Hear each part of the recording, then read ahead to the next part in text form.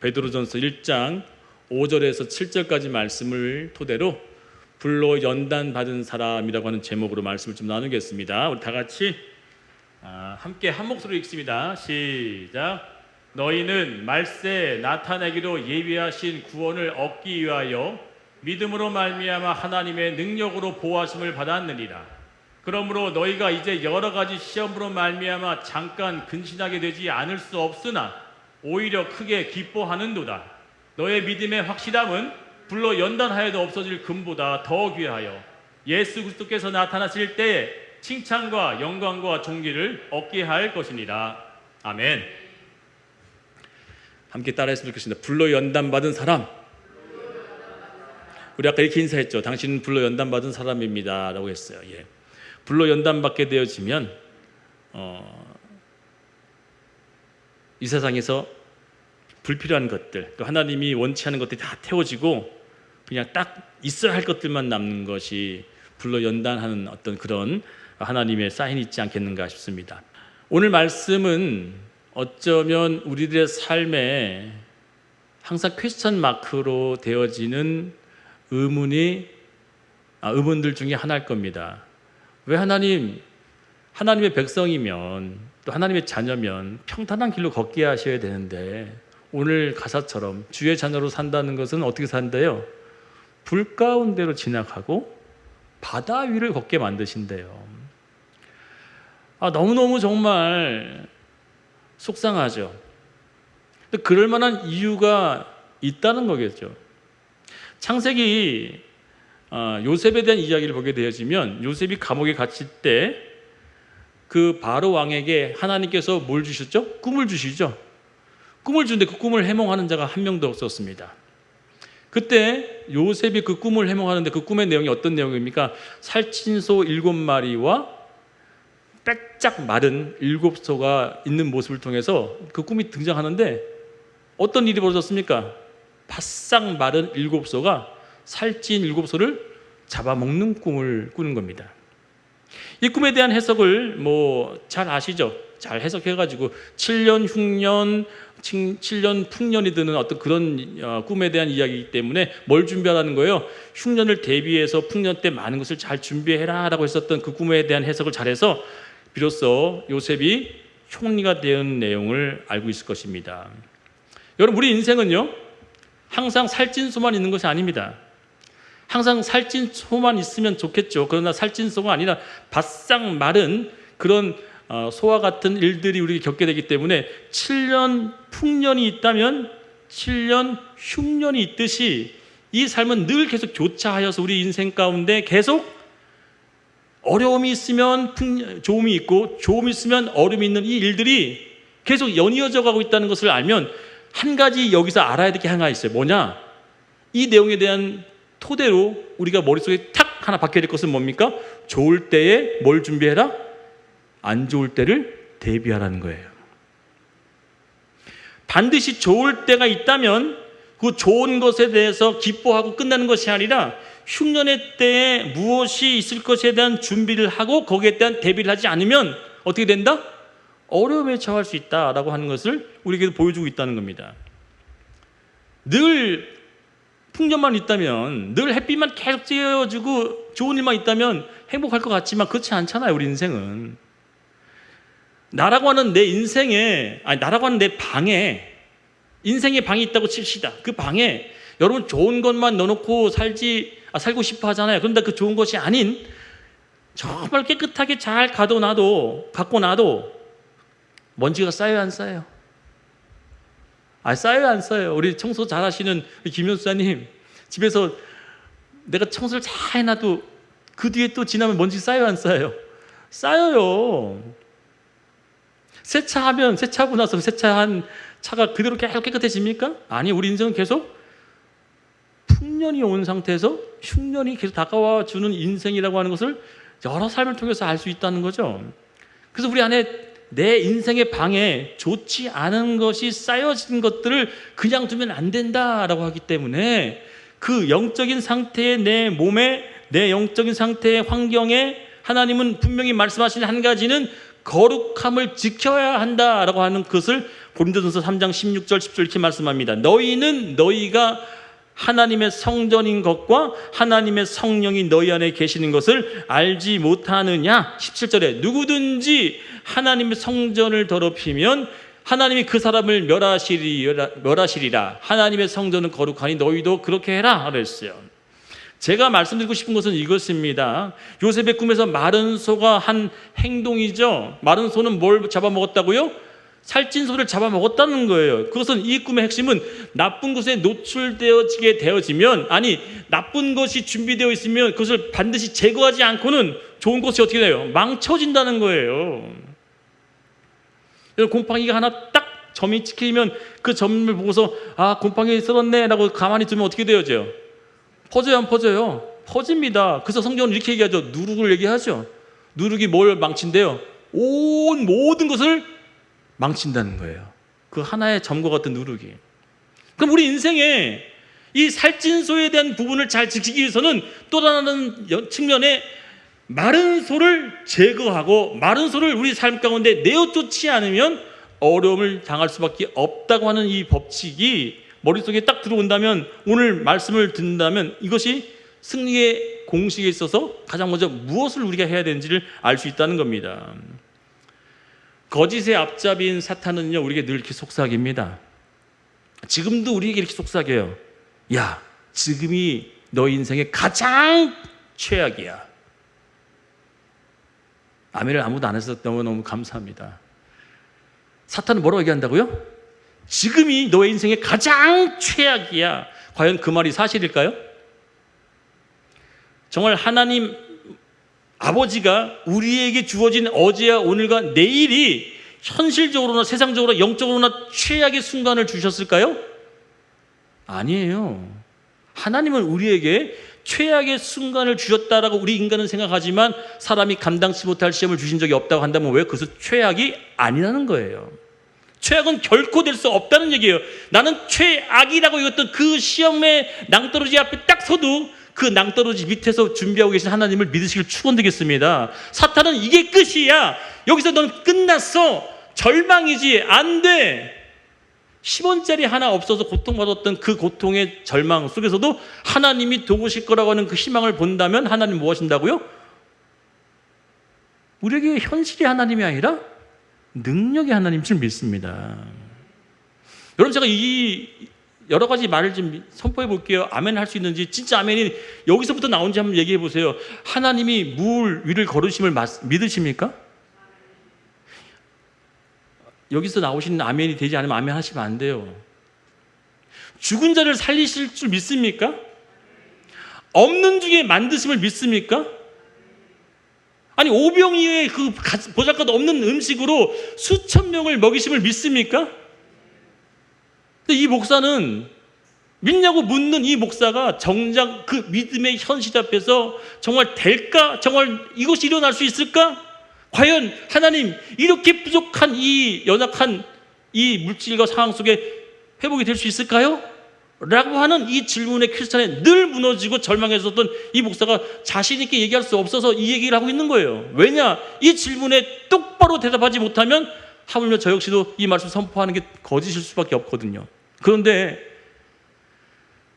이번 주 내내 여러분 뭐 잘 아시다시피 우리가 식구와 같은 존재들이잖아요. 저의 연약과 부족 때문에 절망하며 실망하면서 어떻게 하면 이 문제를 해결할 수 있을까라고 했었던 그 상황 속에 떠올려보고 방법을 생각해봐도 여러분 아마 되게 동감할 거예요. 도저히 인간적인 방법으로는, 아니 세상적인 기준은 해결 방법이 없는 거예요. 그래서 하나님 앞에 이렇게 기도했어요. 하나님, 아무리 주파를 들겨봐요, 계산기를 두들겨봐도 제가 산수가 모자라도 그 계산을 아무리 해봐도 떨어지는 것은 아무것도 없어서 하나님 외에는 방법이 없는데 어떤 방법으로 할 수밖에 없습니까? 이 방법입니까? 저 방법인가요? 저 사람인가요? 저 일인가요? 라고 계속해서 두들겨봐도 여전히 모든 것은 막힌 것처럼 저에게 큰 벽으로 다가왔었어요. 그런데 순간 하나님이 저에게 말씀하실 때 이 뇌리를 슥 치고 지나가듯이 말씀하시거든요.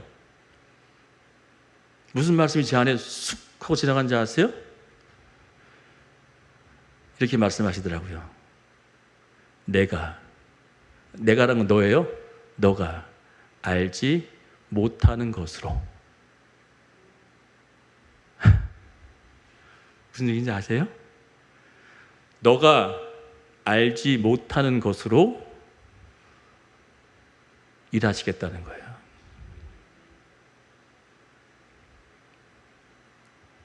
이 말씀이 어디 있는지 성경을 찾아봤어요.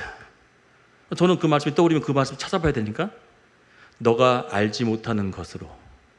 정확하게 그 말씀이 어디 써 있냐면 예레미야 33장 3절이에요. 저는 이 말씀을 암송하진 않았었어요. 근데 이번에 암송했어요. 너는 내게 부르짖으라.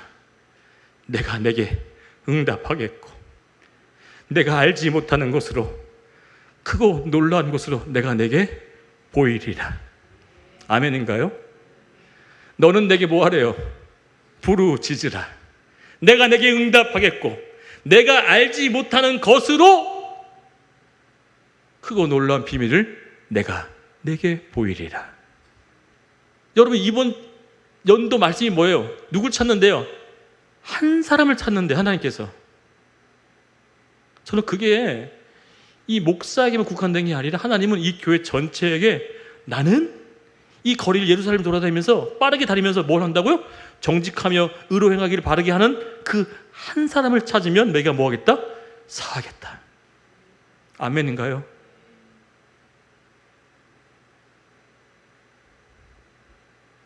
그래서 기도하고 하는 거예요.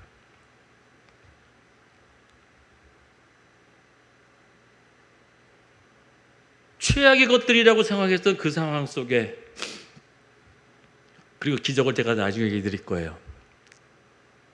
기도하러 오는 이 내 마음을 먹고 하나님은 참. 그래서 저는 다니엘이 기도하잖아요. 뜻을 정해서 기도하잖아요. 여러분 다니엘 사건 아십니까?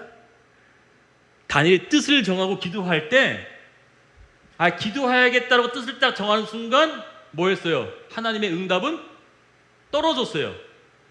근데 그 응답을 받지 못하게 22일 동안 뭐 했다 그러죠? 사탄이 그 응답을 갖고 싸우는 거예요. 다니엘에게 못 가게. 근데 다니엘이 뭐 했다고요? 나 이제 기도해야겠구나 라고 마음을 딱 먹자마자 뭐 했다고요? 하나님은 응답을 보내셨어요. 제가 그래 하나님 저 기도할게요 라고 해서 차를 딱 몰고 절로 향하면 서울로 향하는 길, 여기로 꺾으면 교회로 오는 길이었어요. 여기로 꺾어서 오는 그 타이밍에 교회로 가겠다고 마음을 먹는 그 순간에 하나님이 뭐 하셨냐면 응답을 내려주셨어요. 그 얘기를 제가 나중에 해드릴게요. 놀라운 일이 벌어졌어요. 사람의 방법을 내가 아무리 계산해도 나오지 않는 방법에 저에게 스치고 지나갔던 말씀이 뭐라고요? 내가 알지 못하는 것으로 나는 일할 거야.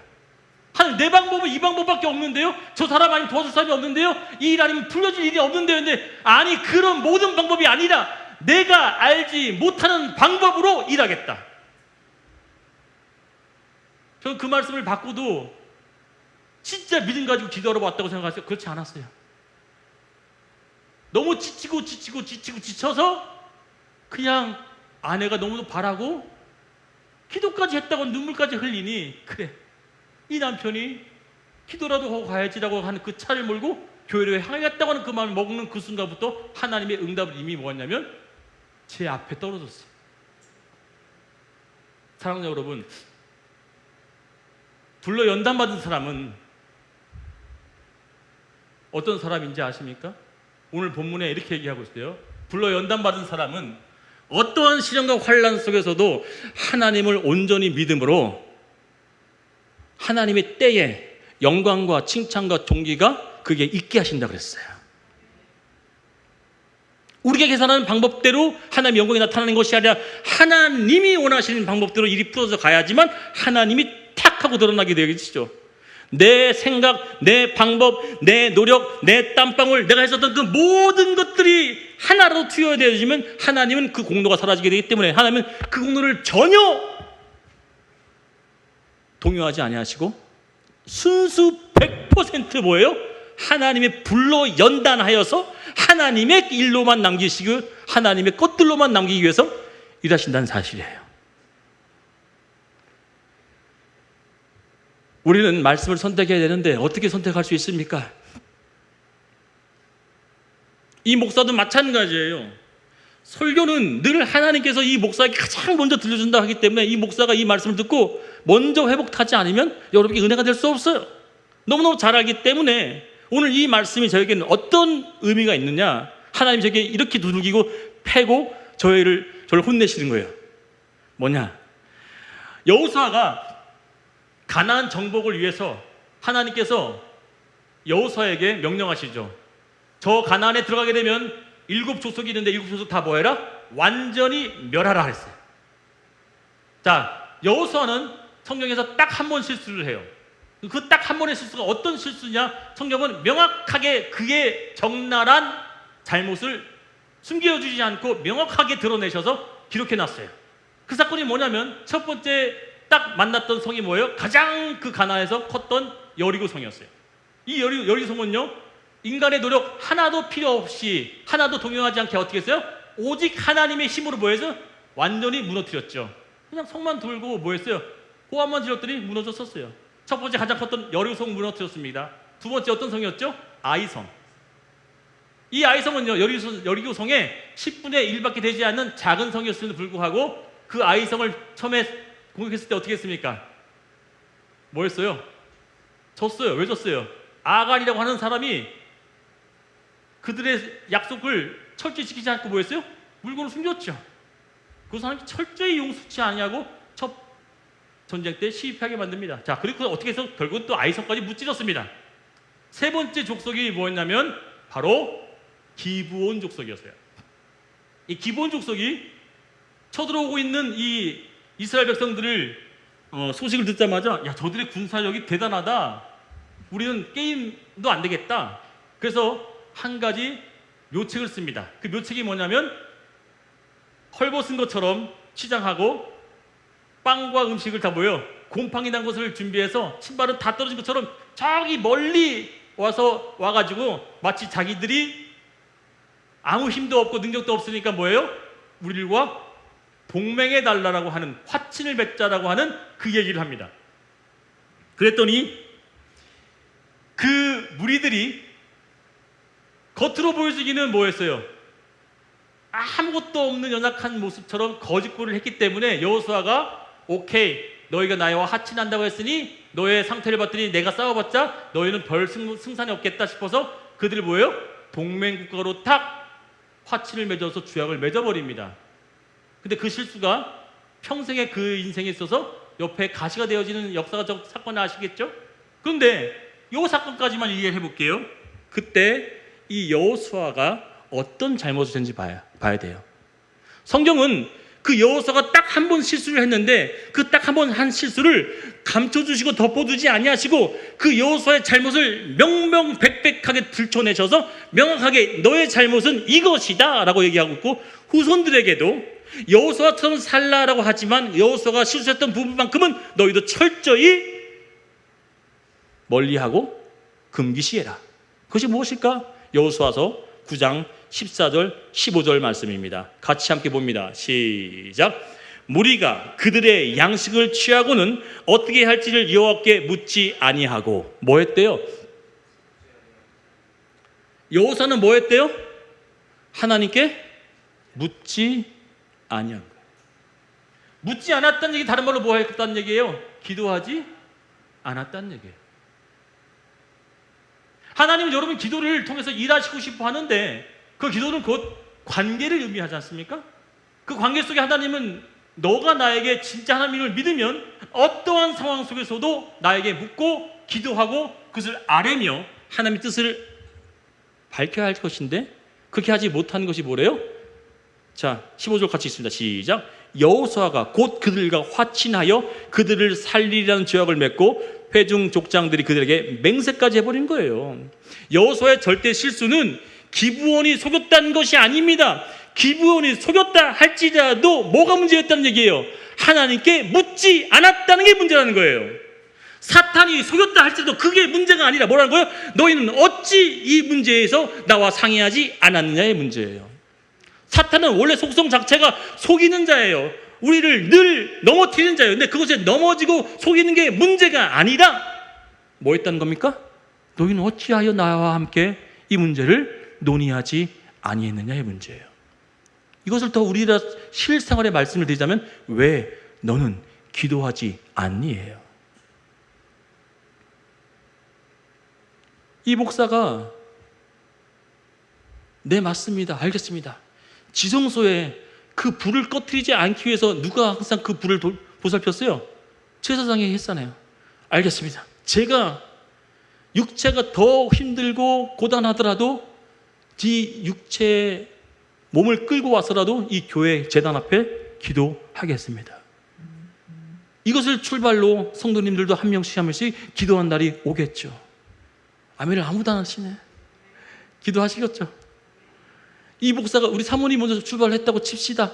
이 목사도 같이 그 옆에 릴레이를 붙잡고 그 바톤을 받았으면 같이 기도해 주기를 축원드리겠습니다. 아멘. 하나님 그렇게 일하고 싶어 하신다는 거예요. 그 얘기하는 거예요. 그렇다면 우리 삶에 여러분 보세요. 하나님은 뭘 원하시냐면 나로 하여금 무언가 믿음을 가지고 일하는 그보다도 더 중요한 한 가지는 하나님과 아주 밀접한 관계 속에서 그분의 독대하는 시간을 너무너무 원하신다는 거죠. 다윗도 늘 하나님 앞에 범죄치 아니하면서 잘 살았던 모습이 쭉 기록되다가 그러니까 다윗이 등장에서부터 다윗이 범죄하기 전까지 한 번도 범죄하지 않았는데 다윗이 범죄했었던 사건이 하나가 나와요. 여러분 어떤 사건인지 아십니까? 이거 맞히면 성경을 정말 잘 아시는 분이에요. 다윗이 어떤 범죄했어요? 여러분 다 이 질문하게 되면 밧세바 여인을 떠올리죠? 그건 두 번째 범죄예요. 첫 번째 범죄가 뭔지 아십니까? 바로 첫 번째 범죄가 이 내용입니다. 제가 읽어드릴게요. 아니 같이 읽어봐요. 우리가 흔히 알고 있는 다윗의 첫 번째 범죄가 밧세바 아내를 취한 것으로 여기지만 그건 두 번째 범죄고요. 다윗이 최초로 늘 하나님과 동행했고 늘 하나님과 함께했던 그 다윗이 언제 범죄를 했느냐? 성경은 그것도 숨겨두지 않아요. 감춰두지 않아요. 정확하게 그것을 드러내요. 사무엘상 27장 1절입니다. 다 같이 한 목소리 있습니다. 시작. 다윗이 그 마음에 생각하기를 내가 후일에는 사울의 손에 붙잡히리니 블레셋 사람들의 땅으로 피하여 들어가는 것이 좋으리로다. 사울이 이스라엘 온 영토 내에서 다시 나를 찾다가 단념하리니 내가 그의 손에서 벗어나리라 하고. 자, 이게 무슨 내용인지 아십니까? 사울이 10년 동안 쫓아다녀서 다윗을 죽이고자 하니까 다윗이 계속 잘 버텼어요. 믿음 가지고 하나님이 도와주시고 하나님이 이끌어 주셔서 사람들도 늘어나서 그를 따르는 많은 백성들이 일어났어요. 근데도 불구하고 급기야 다윗이 무엇이 무너졌습니까? 성경이 뭐라고 얘기해요? 하나님께 늘 물었어요. 여러분 시편을 보거나 사무엘상을 보거나 그의 모든 내용 속에 다윗이 했었던 한 가지 패턴이 있었어요. 그는 늘 뭐 했다고요? 여호와께 여짜옵되 여호와께 물어. 뭐 했다는 거예요? 늘 하나님과 교제하며 기도하며 하나님께 물었던 사람인데 이때 이 타이밍이 뭐 했다는 거예요? 그는 묻지 아니하고 뭐 했다고요? 그 마음에 스스로 생각하기를 이렇게 기록하고 있는 거예요. 뭘 생각했다고요? 아, 이제는 더 이상 하나님이 도와주지 않나 봐. 역사하지 않나 봐. 내 인생에 하나님께서 더 이상 개입하지 않았나 봐. 왜? 사울이 끝까지 나를 괴롭히니까 하나님은 도우심이 이제 거두어 드시고 나의 고개를 돌리셨나 봐. 그리고서 그 마음 가운데 무슨 마음을 먹어요? 아, 이 마음 누가 줬겠어요? 뻔한 거죠. 사탄이 줬겠죠. 명확한 거예요. 사탄은 그걸 속이겠죠. 야 다윗아, 야 10년이야 10년. 너 왕 된다고 했는데 10년 동안 너 왕 됐어? 안 됐잖아. 근데 그게 무슨 하나님이 너를 복 주시냐? 야, 다 필요 없어. 그냥 네 마음대로 살아. 누가 했을 얘기 같습니까? 사탄인 거예요. 야, 저 사울 그냥 죽여버리고 그냥 끝내버려. 누가 했던 얘기일까요? 사탄은 계속 뭐 하는 거예요? 속이는 거지만 그 속이는 게 잘못된 것이 아니라 속이는 것에 넘어간 것이 잘못된 것이 아니라 뭐가 잘못이라고요? 하나님께 묻지 아니하는 게 잘못이라고요. 아멘인가요? 속이는 건 당연한 일이고 그것을 겪는 누군가는 그것을 이겨낼 힘은 내게 없더라도 뭐 해야 된다고요? 하나님께 기도할 수는 있잖아요. 여기서 아멘 하셔야 됩니다. 내가 마귀를 대적해 싸울 능력은 없더라도 뭐 할 수 있다고요? 기도할 수는 있잖아요. 여러분께 얘기하는 게 아니에요. 이 목사가 지금 얘기하는 거예요. 이 목사가 들어야 되는 거예요. 피곤하더라도 뭐 하라고요? 기도해 와서. 참 1시간 더 주죠. 예, 알겠습니다.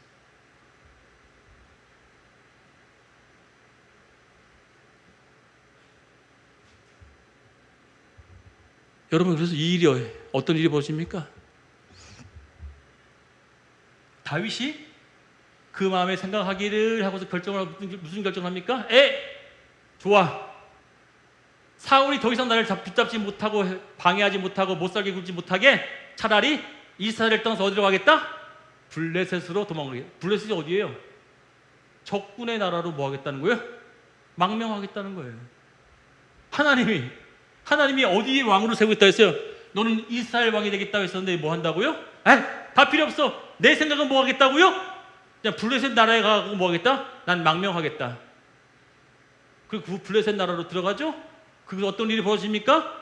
시글랏이라고 하는 그 지방에서 한 마을에 떼어줘서 그래, 오케이, 블레셋 왕이 허락해 줍니다. 자, 요 정도의 영토에서 너희들끼리 살아라. 그 영토를 딱 줬어요. 그런데 그 영토에 누가 쳐들어옵니까? 이방 족국의 나라가 쳐들어와서요. 그 있는 다윗의 부하들의 모든 아녀들과 그리고 자녀들을 싸그리 포로로 끌려가 버려요. 어떤 일이 벌어졌다고요? 자신에 있었던 모든 따르는 백성들을 한날에 다 잃어버려요. 근데 이걸 또 하면서 한편 설교 나오니까 근데 그때 어떻게 다시 합니까? 다윗이 회개하고 뭐 한다고요? 하나님께 기도해요. 하나님, 내가 저들을 쫓아가서 무찌를까요? 그냥 당하고 말까요? 함께 말씀하시죠. 쫓아가 칼을 들어라. 다시 다 찾아와요. 할렐루야. 다윗은 첫 번째 죄악이 뭐였다고요? 하나님께 물었던 모든 습관 패턴을 무시한 채 뭐예요? 자신에게 속삭이고 자신에게 속였던 그 사탄의 음성에 귀 기울여서 절망과 실망 속에서 자기 생각에 빠져 있었던 그 마음, 하나님은 그 마음을 죄악된 것으로 여겨서 성경에 이렇게 기록하여 그 마음에 생각하기를 이라고 얘기하고 있습니다. 사랑하는 성도 여러분, 불로 연단된 사람은요 하나님의 것들로만 채워 사는 사람인 줄 믿습니다. 불타는 용광로에 던져진 사람을 소개하고 말씀을 마치겠습니다. 오늘 주보 사진에 보게 되면 다니엘의 세 친구가 나오죠. 이 다니엘의 세 친구는요 어디에서 네 번째 살을 만났습니까? 근데 오늘 본문을 보게 되면요 참 귀한 얘기가 써 있어요. 이 다니엘서에 보게 되면요 성경은 이방 신의 눈에, 그러니까 이방 왕의 눈에 신들의 뭐가 있다 그래요? 이 성경을 읽어보면 이렇게 신들의 아들이 있다 그래요. 할렐루야. 이방 왕의 눈에 불을 이렇게 들여다보니까 3명이 있는데 3명 중에 한 사람이 있는데 그 한 사람이 뭘로 보이냐면 신들의 아들로 보인다는 거예요. 누굴까요? 예수입니다. 예수. 성경 그렇게 기록하고 있어요. 신들의 아들이 있는 것 같다라고 보여주고 있어요. 자, 그러면 이 말씀 다시 한번 읽어봅니다. 불을 거치지 않고 하나님을 만날 수 없습니다. 불을 통과해내지 않고는 하나님을 만날 수 없어요. 근데 그 불을 주신 이유는, 불로 연단한 이유는 순도 100% 뭘 하기 위해서? 하나님만 의지하기 위해서 불로 연단하시는 거예요. 하나님 불로 연단해 내는 진짜 이유는 내 모든 것, 너 세상 의지했던 것, 사람 의지했던 것, 그 환경 의지했던 것 다 태우고 뭐만 남게 하나님만 의지하는 걸 남겨놓으시고, 그리고 뭐하요? 칭찬과 영광과 존귀를 하나님이 받으시는 거예요. 아멘인가요? 같이 읽어봅니다. 다시 한번 시작. 시작. 다윗과 그의 사람들이 사흘 만에 시글락에 이른 때 아말렉 사람들이 이미 네겝과 시글락을 침노하였는데 그들이 시글락을 쳐서 불사르고, 이거는 아까 이제 제가 그 내용에 대한 부분이고요. 다시 되찾아서 찾는 장면이에요. 근데 8절에 어떻게 하시는지, 이거 지금 다 잃은 거예요. 아말렉이 쳐들어와 가지고 다 쓸어가 버린 사건이죠. 자, 그러면 8절 봅니다. 요건 이제 그 내용들이 다 그런 내용이 다 아내자를 다 잃었다. 30장 8절입니다. 시작. 다윗이 여호와께 묻자와. 할렐루야. 나와요, 안 나와요? 신기하죠? 내 마음에 생각해서 결정했었던 일이었는데 이번에 뭐 하는 거예요? 하나님께 묻는 거예요. 할렐루야. 기도하는 거예요. 그때 하나님께 뭐 하셔요? 대답하시되. 할렐루야. 하나님은 늘 우리에게 물으면 응답하신다예요. 너는 내게 부르짖으라. 내가 내게 응답하겠고 내가 알지 못하는 것으로 그 놀라운 비밀을 내가 내게 보이리라. 할렐루야.